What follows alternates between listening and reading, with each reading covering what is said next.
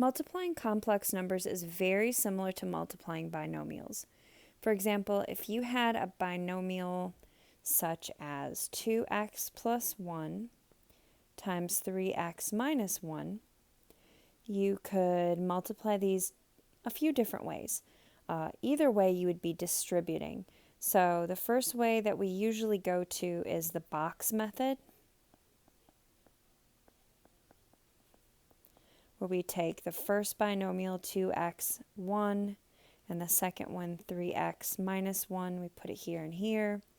And then we do 2 times 3 is 6, x squared, 3x, negative 2x, negative 1.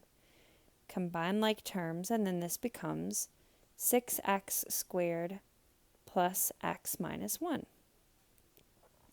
The other method is called FOIL, which stands for first, outer, inner, last.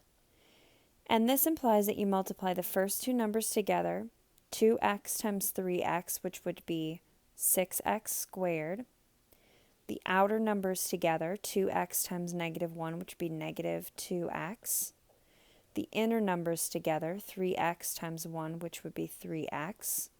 And then the last numbers together, 1 times negative 1, which would be negative 1.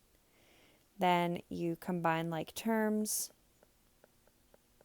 and you end up with the exact same result in the end.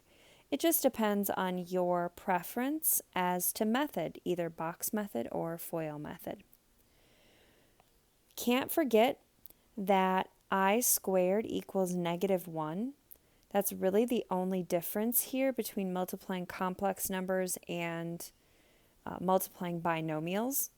When you multiply complex numbers, you will be getting I squared, and you'll need to make sure you simplify that to convert it to a negative 1.